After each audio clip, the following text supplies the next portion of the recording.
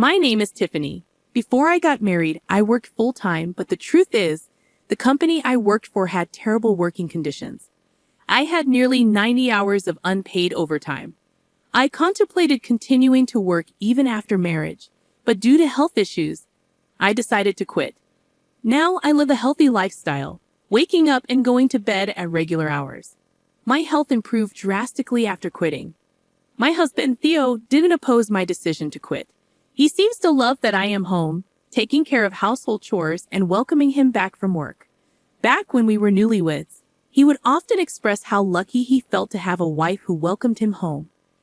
However, after 5 years, that sentiment became a given, but that's to be expected.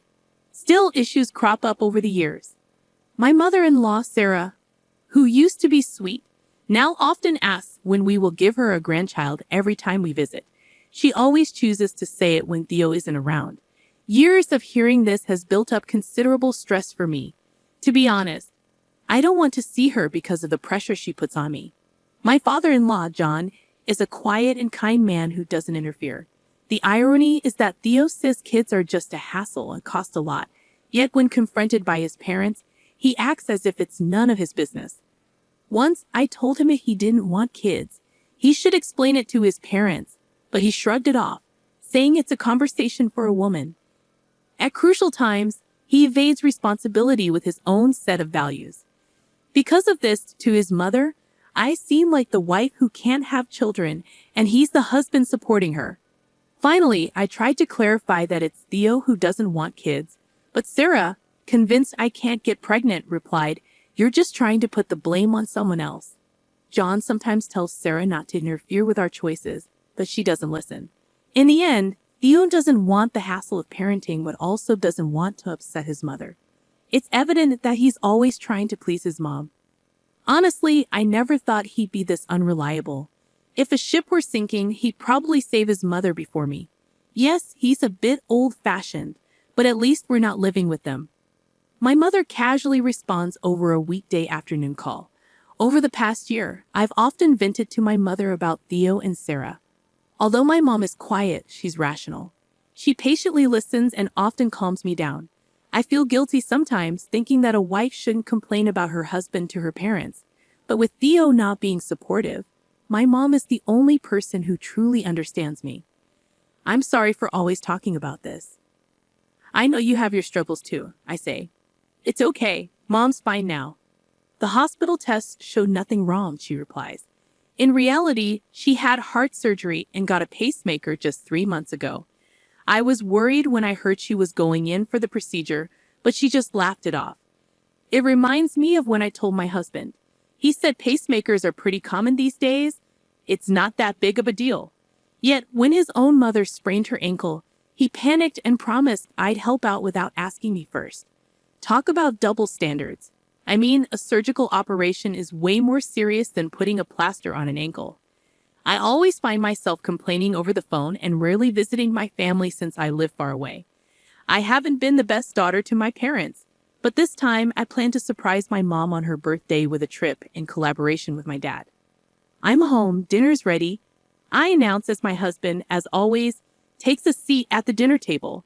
He never really comments on the food anymore, but I was excited about the plan I made with my father.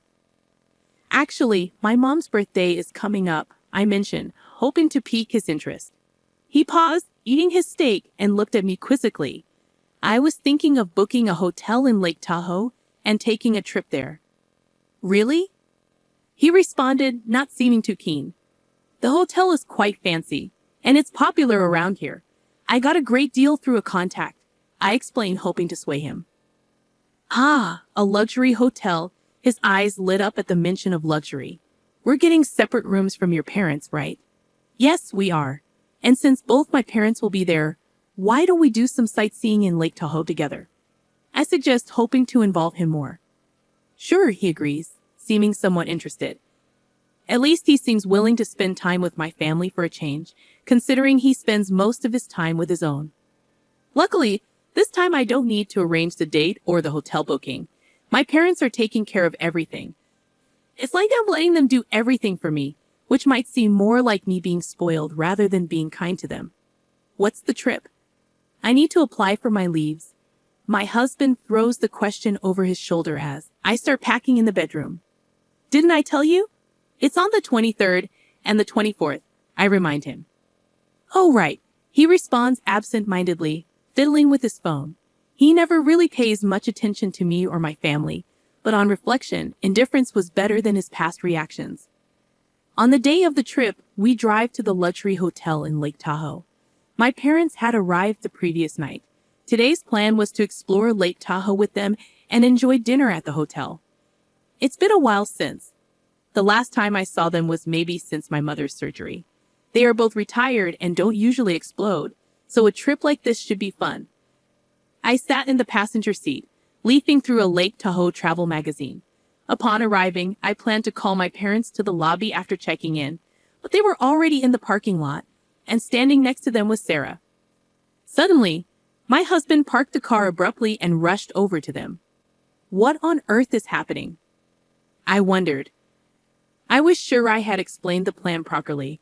I quickly got out of the passenger seat of the car and followed to see what's going on. While I was flustered, my husband began speaking fluently to my parents. You knew of a great hotel, didn't you?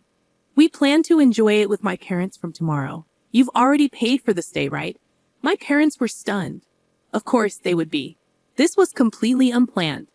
My mother-in-law, as brazen as ever, said, You sure know some good hotels. Take care of it for us, okay? And next time, let's go to Alaska. On the other hand, my father-in-law, seemingly as clueless about the situation as we were, asked my husband, Didn't you invite us on this trip? You said you'd cover the costs. Hearing that, I could feel the blood rush to my head. Wait a minute, this hotel was arranged by my parents. Why would you just invite yours? I questioned, feeling the frustration building. Now my mother-in-law chimed in. What's the big deal? You can't hog such a nice hotel for yourself. You should care more about your husband's parents. I wanted to treat my parents to a luxury trip because I rarely get to see them, unlike John and Sarah. Plus, today is my mom's birthday. My mother-in-law gave me a disdainful look, sizing me up from head to toe. You've never gotten me a birthday present.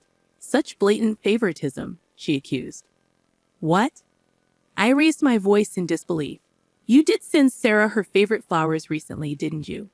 That was from your son. Stop taking credit for other people's gestures. I added, feeling frustration bubbling up. I looked at my husband, who was avoiding my gaze. He never showed any interest in giving gifts since our marriage. I've always been the one choosing and giving gifts. So, you kept silent about the gift for Sarah? I continued, feeling a mix of disappointment and anger. Looking into my husband's eyes, he said something unthinkable. Look, I'm using your money to buy them.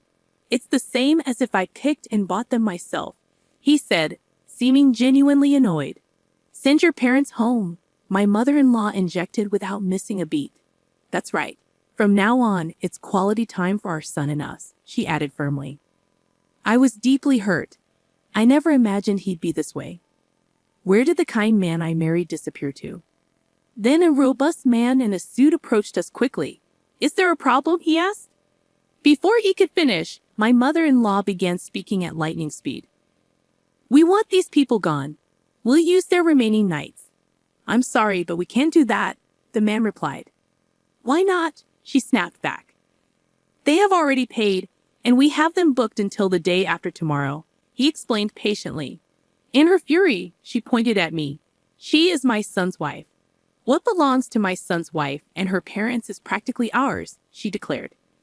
My husband just nodded, seeming to agree with her.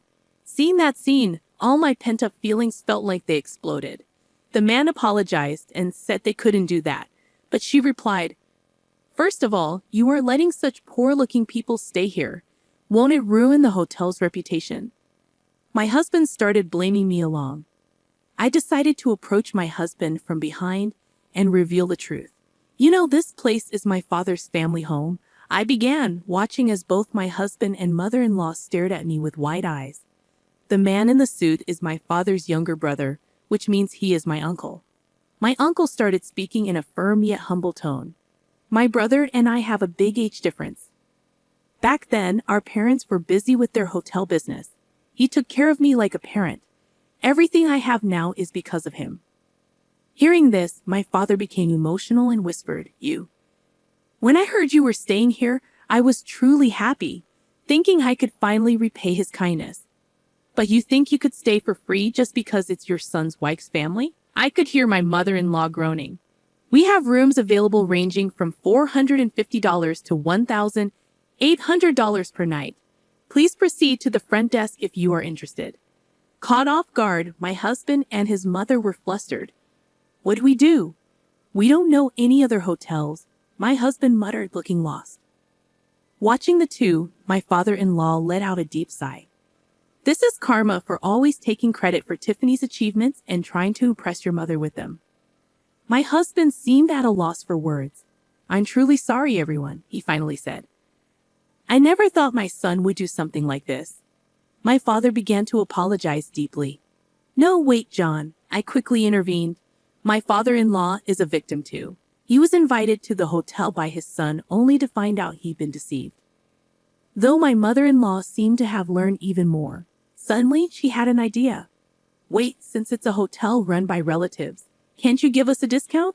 We are family after all, she suggested shamelessly. How shameless can she be? Has she forgotten all that she has done? I wondered silently, but my uncle calmly stated, I don't consider someone who insults my loved ones as family. His words made me realize something. The way my husband and mother-in-law had been treating me all along was condescending. All the unpleasant tasks were left to me. Any praise was stolen by them. What was I to them? They exploited and belittled me. If they had thought about my family even a little, this trip wouldn't have happened. You've always looked down on me, haven't you? I said, looking at my husband, who hung his head in silence. You thought my parents would let this slide if you pushed hard enough. How awful. I couldn't afford to stay at such an expensive hotel. I just wanted to impress people, he said, his face full of regret, glaring at me. My father-in-law approached, looking disappointed. Isn't this just like you? Always trying to look good in front of your mother, who is the person you should be protecting the most right now, huh? My husband stood still, looking confused with a stoic face. My father-in-law continued, Listen, you are married. Your priority should be protecting your wife, not impressing your mother. But my husband looked away, avoiding eye contact. However, I noticed the expression on his face. He would always choose his mother, no matter what anyone says. Summoning my courage, I raised my voice. John, thank you for all you've done for me so far. You've helped me more times than he ever did, but I can't continue living with him as a couple any longer, I declared firmly. My husband looked up, surprised. Let's get a divorce. I continued, feeling a surge of liberation as I said the word out loud. Right. I've always wanted to divorce him. Are you serious? I heard my mother's voice from behind. I nodded. Yes, I've been thinking about it for a while now. Hold on, I'll apologize for what happened this time. My husband scrambled, but it was almost like seeing a stranger. It's not just about what happened this time, I explained. It's about the forgotten gifts for Sarah and countless other things.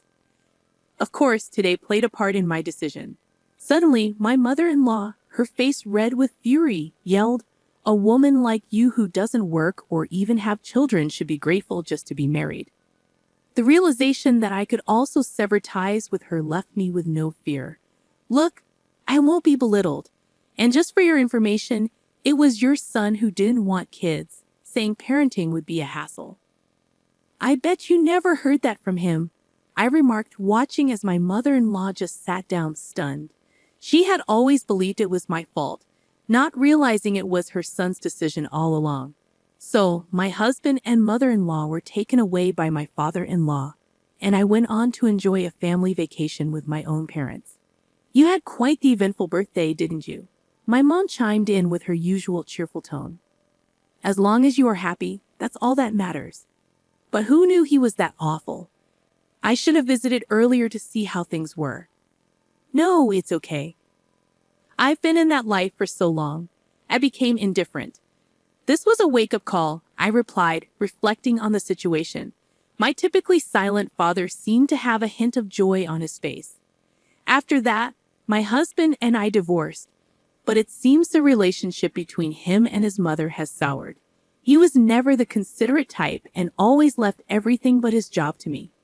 Without me, his apartment was reportedly turned into a garbage dump. Apparently, my ex-mother-in-law visits him regularly to clean up. However, she's nearing her breaking point, often fighting with the son she used to adore. Once their argument got so heated the police were called. My ex-father-in-law claims she brought this upon herself by spoiling their son.